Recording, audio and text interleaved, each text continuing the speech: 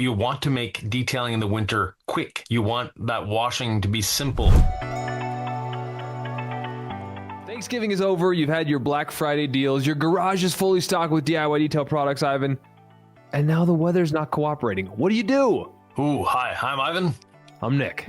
And this is the DIY Detail Podcast. Today we're going to go over strategies to make detailing possible in the winter. And if you're a professional, maybe even profitable.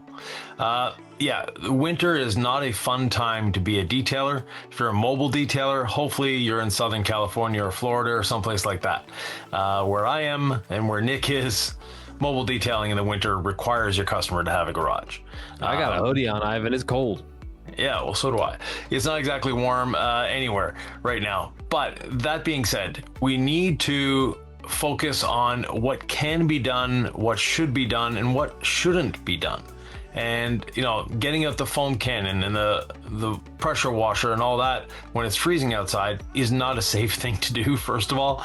Secondly, it's not the best for the vehicle. It's definitely not the best for you and the equipment. We have to think of the equipment here as well, because if you have water in your pressure washer and it freezes, you're now buying a new pressure washer. Yeah, and so all the hose lines outside of my place there's no outside water anymore because of the cold. So I'm thinking, how do we do this? How do we low moisture or no hose wash throughout the winter time? Because clearly a dirty car needs a hose.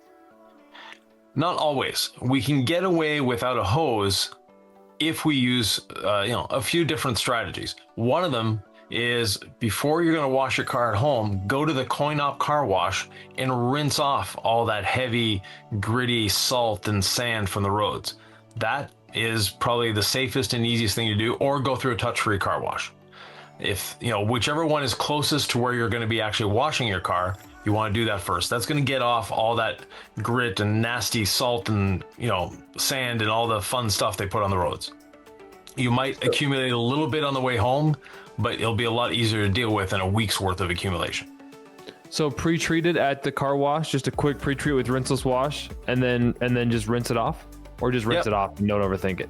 Well, the coin-op car washes, they have the soap option that you can foam on their soap, let it sit there for a little while, then rinse it off. Before you start driving home, spray on a bit of rinseless to the surface. Don't worry about drying it. Just spray on the rinseless wash and drive home.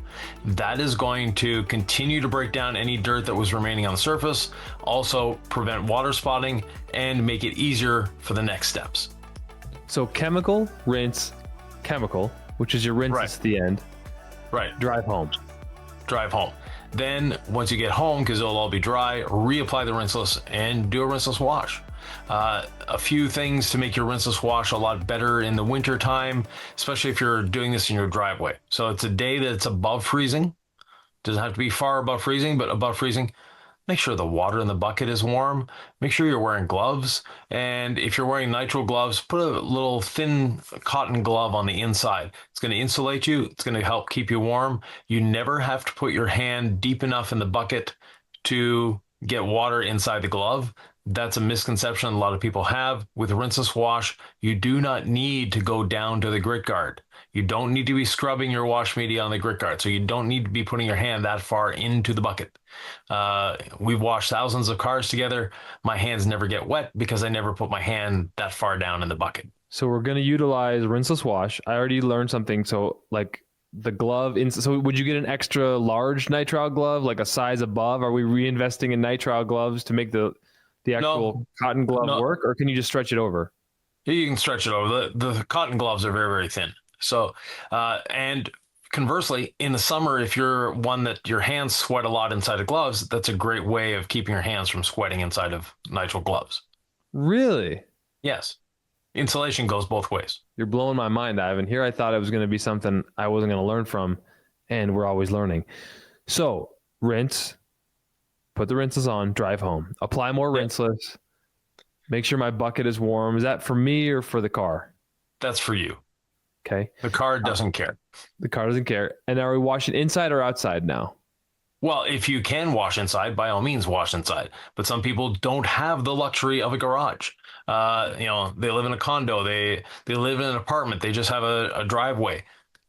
Do it there. Just wait for a sunny day. You're going to have to pick and choose when you wash your vehicle. You can't say, well, Saturday morning I'm going to wash my car. No, the next nice day I'm going to wash my car. That's really That tricky is, for me. That's really tricky for me. Yeah, because it's like you try to, okay, when can I wash my car? And you kind of schedule it out, and sometimes Mother Nature doesn't cooperate, and no, the margin for error is thinner in the wintertime, right? Because yeah. you're not less likely to get lucky on the day that you want it to be nice. Yeah, no. So plan ahead, have everything ready to go. All you have to do is add the water in the bucket. The sponge is already in the bucket. The rinseless wash is already in the bottom of the bucket. You just have to put warm water in, carry it outside, wash the car. That's one way of cutting down the time. And of course, excuse me, you want to cut down your exposure to the weather. So you want to make detailing in the winter quick. You want that washing to be simple. You want that washing to be a little faster. So that is where being organized becomes very, very important. Okay, so just a quick rinseless wash, and then use your drying aid of choice like NV ceramic sealant and dry it, Yeah, and you're good to go. exactly. And that's one way of dealing with winter. If you're a professional detailer, you don't have the luxury of waiting for the nice day. The customer wants their job done when the job is done. If you're a mobile detailer dealing with winter, you have to have customers with garages or rent a garage somewhere that you can work out of in the winter. If you own a shop, then the winter should actually be one of your busiest seasons because that is when people can't wash their cars at home. And as a detailer, what we did in our shops in the winter, we did a lot more maintenance services. We didn't do, we did full on details with ceramic coatings and all that. But the majority of our activity in the winter was centered around doing a basic wash clean, seal, just nice, quick maintenance services that people could get their head around. That in the winter, spending $1,000 when you're going to drive it out into the snow and get it covered in mud within the next hour may not be as interesting as during the summer.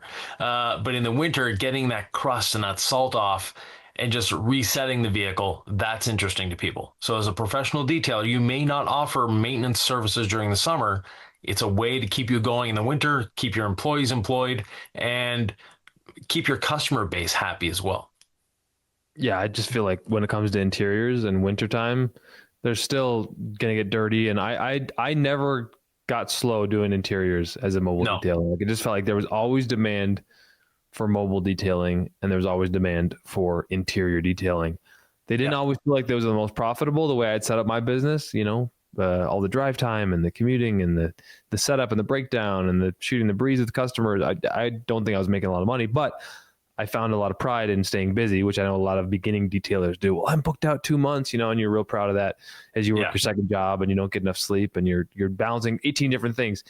It's easy to stay busy if you're not charging anything. So there's a balance there, Ivan. But yeah, I think interior detailing for sure. I liked muck boots when I was doing, a lot of exteriors in the yeah, wintertime. I remember doing mobile detailing like on a cold winter day in a driveway, and you couldn't do the wheels on the side where it was really cold or the side of the vehicle that was like not in the sun. right. Things would like freeze on you. So you'd have to say, okay, which is the sun hitting the vehicle? And I know you could move the car in the driveway, Evan, but mobile detailing in the winter is no joke. I'll put it that way. No, exactly. It's not for the faint of heart. But that being said, once again, customers that have garages or find a garage you can rent on an hourly basis. If you're lucky enough to be anywhere where there's a Bays franchise, they rent time to professionals. So you're a mobile detailer, you can rent a bay, go in there, do the job. And if you're looking for a business opportunity, that is one. There are other services somewhat like the Bays around, but the Bays are a nice franchise, so that's why we like shouting them out.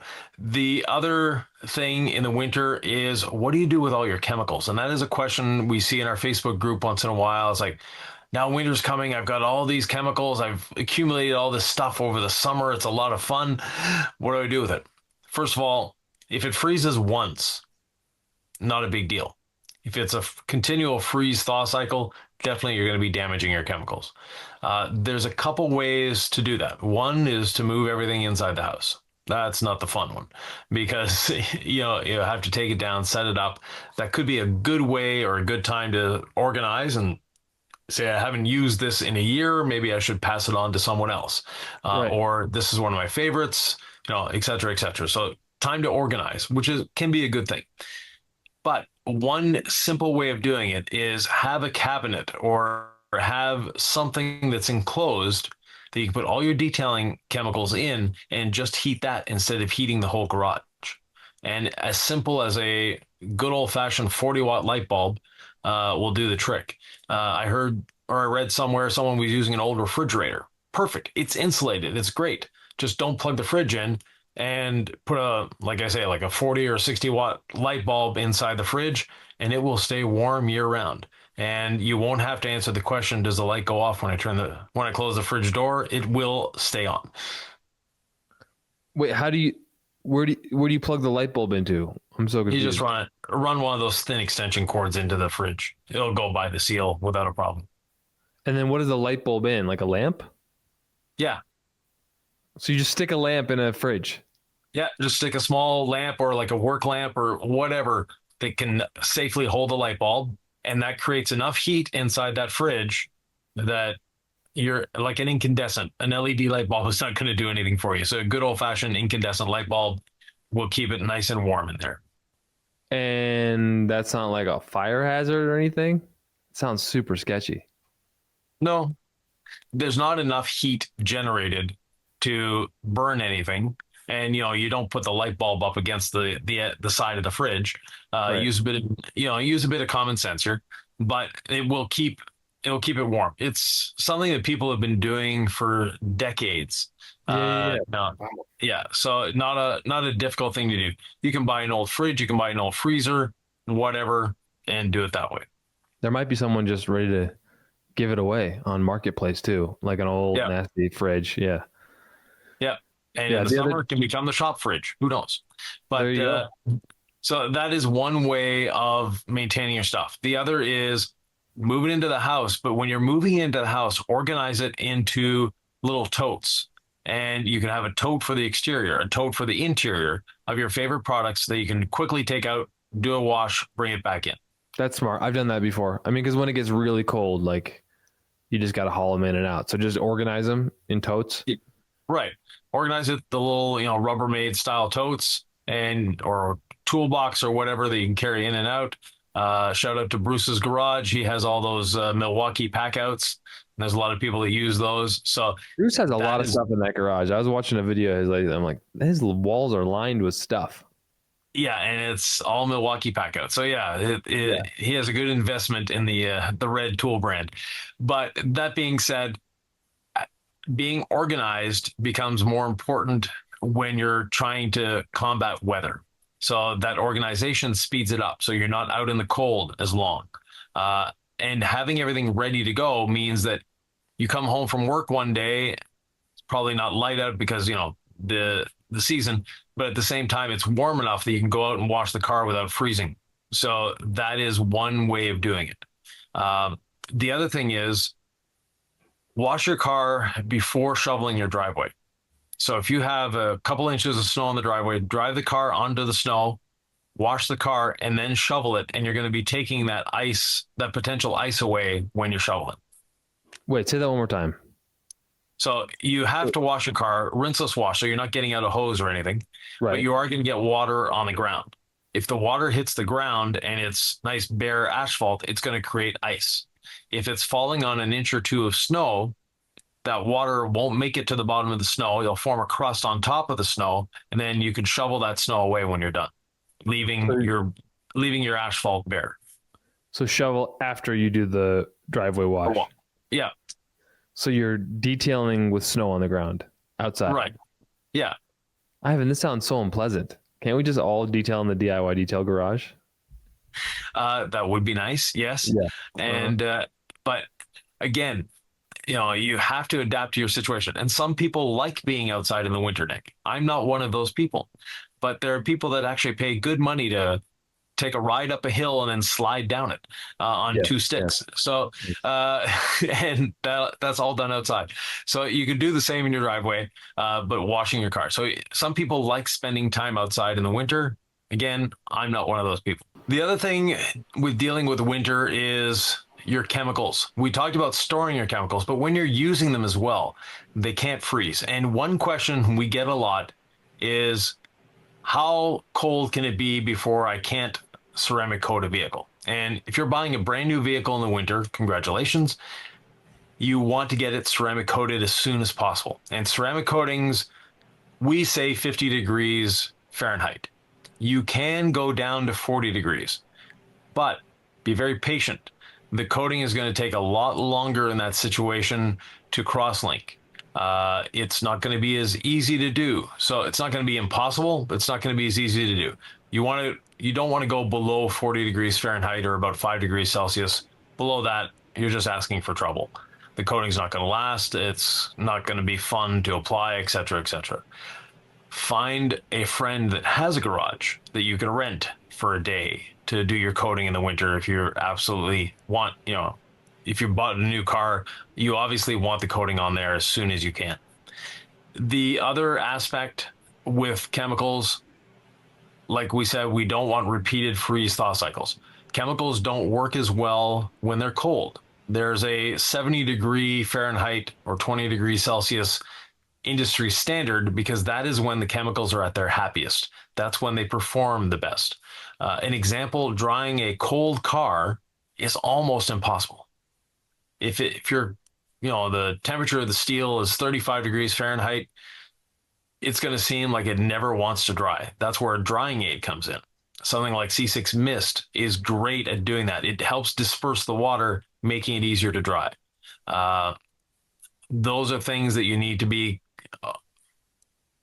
advised of So in the winter. On a cold day, using something like C6 Mist or maybe NV Ceramic Sealant, maybe C6 Mist works better, helps you dry your paint faster. Yeah, Just because wipe, rinse, wash on a panel. right, because just wiping off the rinseless wash is not going to be fun. There's a lot to say about having the proper temperature. That 70 degrees is that. Another thing you can do, depending if you live in a larger city where there's a parking garage, they rarely freeze. They'll get cold, they'll get damp, but they rarely freeze. So if there's a sort of a floor of the parking garage where nothing is happening, take your stuff in your car and go there and do it. And if someone complains, then ask for forgiveness instead of permission. But if it's, if you're not taking up anyone's parking spot, it's a way of doing it. There are a couple, I know in Montreal, there's a couple basically car washes that operate in underground parking garages. So they rent the space from the parking garage, obviously, and they've set up there and they work year round because in the summer it stays cooler and in the winter it doesn't freeze. Yeah, a couple of mobile details I've done in parking garages. You just kind of go in there. You're like, you know what? The person who hired me works here. They'll vouch for me. I will ask for forgiveness. So we're not endorsing this, but it's like, do what you got to do, because I found when you ask for permission, there's a lot of reasons why, you can't do this, you can't do that. And anyway, just as a personal thing, I like to ask for permission, but sometimes, asking for forgiveness is the way to go. So and leave the space cleaner than how you found it. Ooh, that way, that way they will like, oh, well, next time he's here, we won't really complain too much because he actually swept the floor or, something. If you're there to vacuum out your interior, you've got a cordless vac at the end, vacuum out the floor where the car was. And someone will go by and say, wait a minute, they're actually cleaning the garage. Oh, we don't mind people doing this here then. There's also, exactly. There's always the coin-op car wash as well. That's an option. A lot of coin-op car washes do not really tolerate you using your own chemicals. There's a couple of reasons for that. Some of them use a reclaim system, and they want to make sure that all the chemicals in the reclaim system are compatible. So that is one of the reasons. The other is you're taking up time. And, they don't want someone spending an hour in there detailing a car. Now, if you're going at off hours where there's no one around anyways, they probably don't mind as much. And if you're doing a rinseless wash, you're not putting chemicals down the drain. You're not getting out your own foam cannon and all that stuff. So that's not too much of an issue. But again, that is something that asks for permission. Because if they do have that reclaim system, they'll be very, very angry if you're using your own chemicals there. If they don't, and they say, sure, as long as you're not, as long as there's no one in line waiting to get in, have fun. because there are some car washes that, big signs, can't use your own chemicals, not your own buckets, et cetera, et cetera. So just be careful with that. Work with the owner instead of working against the owner of the property. So we've talked about coin-op car washes and how to wash at home. We've talked about safe temperatures. We've talked about ceramic coating in the winter. We've talked about detailing your car when there's snow on the ground, and then also possible storage solutions for your chemicals in the winter. I think this is a pretty good little, pretty good one. Yeah. Evan. Well, Are we missing out anything? Yeah, the regular car wash. As much as we detest the quote unquote scratch pass, it has its place. I rather see a car go through a car wash 2 or 3 times a winter than not be washed at all. You want to get that road salt off once in a while. You don't want it just sitting there festering on the paint. The other thing is a lot of them offer an undercarriage wash, and that undercarriage wash 2 or 3 times a winter is not a bad thing either. So that is one thing. Now, if you have a good touchless car wash, when Sylvia and I got back from our trip out west to going to SEMA and all that, the last 2 or 3 days we drove were in the rain, in the slush, with a bit of snow thrown in. It wasn't a fun situation, and the escape behind the bus was just covered. So I took it through a touch-free car wash. Really? Our garage, our daughter's garage was full of vehicles, our daughter's vehicles, son-in-law, etc. So couldn't do it there. It's a gravel driveway, so any water just makes mud. So I just went through a touch-free car wash, and I can tell you, it did not clean the car. It wasn't even close. But I got the least costly option because I didn't want their wax. I didn't want their sealant or anything. I just wanted basically hose it off with a high pressure, throw a bit of soap at it, hose it off again, call it good. Then I came home and did a rinseless wash on the driveway. That was okay.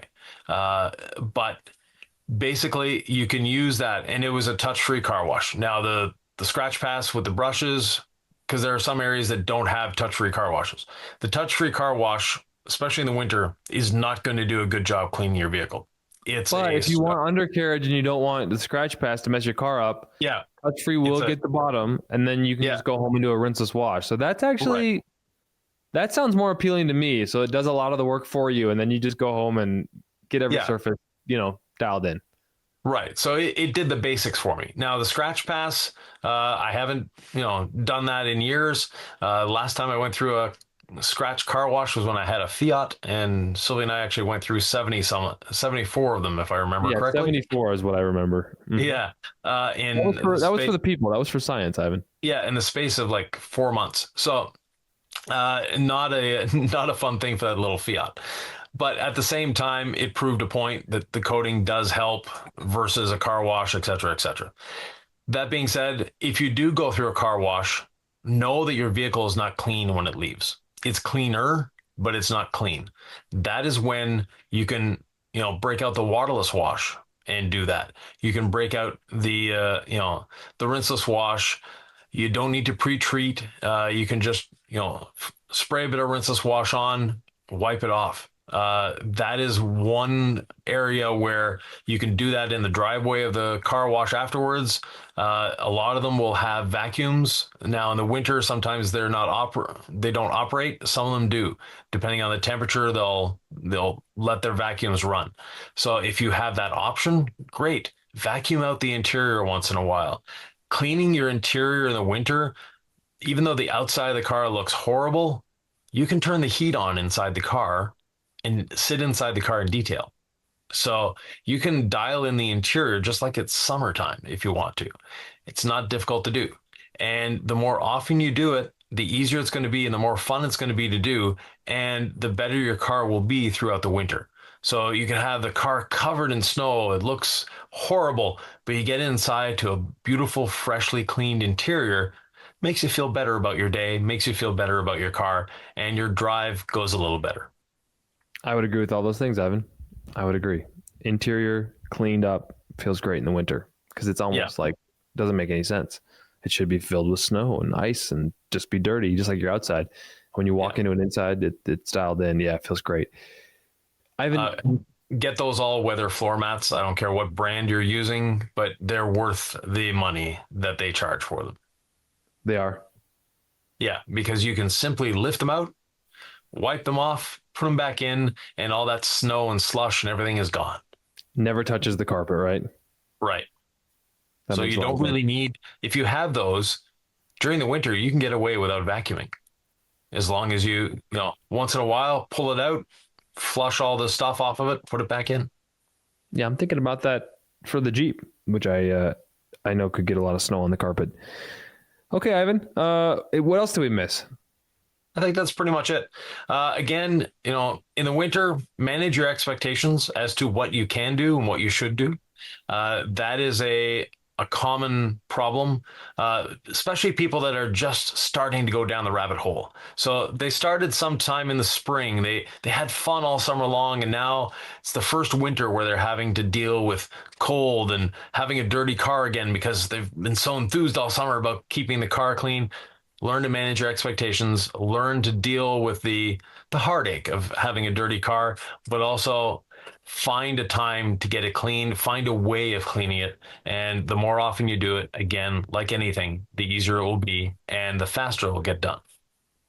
That's fantastic advice. If they want more fantastic advice on how to detail a car, they're sick of us talking. They want to see us demo how to do this winter wash thing. You actually showed us and did very well.